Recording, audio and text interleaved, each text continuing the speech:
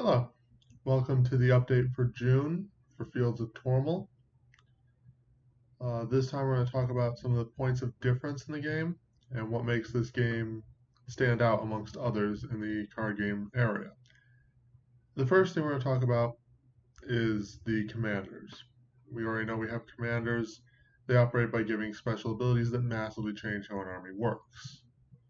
Now, one of the big differences that separates this from the commander system, let's say in Hearthstone, is the fact that not all abilities are active.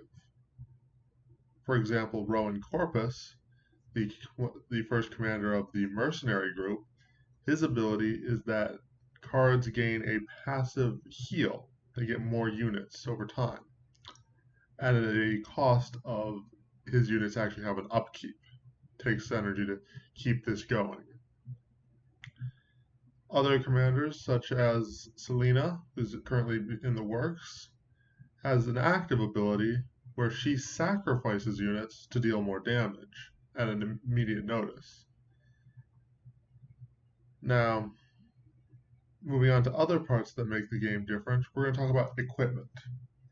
One of the big things here is mini games have the idea that you can, in a turn, take a card, play that card, and equip it with, let's say, a sword. Sword is going to increase its attack. This game, we don't have equipment cards. Every card is a unit.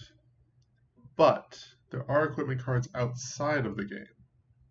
What I mean by this is you have that sword, that same sword that we used in the other game. You can now, before the game starts, equip it to a card and give that card a sword as equipment, increasing its cost to play, but increasing that that card's stats. Now, what this will do is make it so that the cards are unique, but it also limits how much you can change during play. You have to plan out what you want your deck to do before the game starts. Another interesting thing, because we have this interesting thing where you don't have any lands or any items, spells, all these card types you'd normally have, we're getting rid of the idea of a unit cap. This is because you could have one unit, let's say a basic warrior, and then have that one basic warrior. Well, how would I differentiate that one basic warrior from your other basic warrior that now is equipped with a sword? So for this, we're just having no unit cap. And this will allow you to have an entire team of basic warriors if you wanted.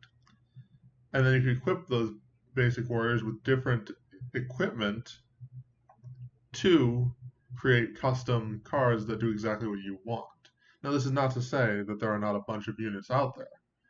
You're going to have some units that can equip, let's say, one-handed weapons. Other units can only equip two-handed weapons. Some can ride mounts, such as horses into battle, giving them first strike capabilities. Others cannot. So your unit is more of a restriction on what can be equipped rather than an independent card in and of itself. A final thing is the idea of spells. I mentioned that spells are an often card used. In this game, we're using essentially mages. They come with spells and they can use those spells at a cost of their health, but everything again is a unit. That unit can take, let's say you have the Agatemian priest, take any one of perhaps 4 spells. And yet again, it's all about that pre-game customization of how you want your deck to play.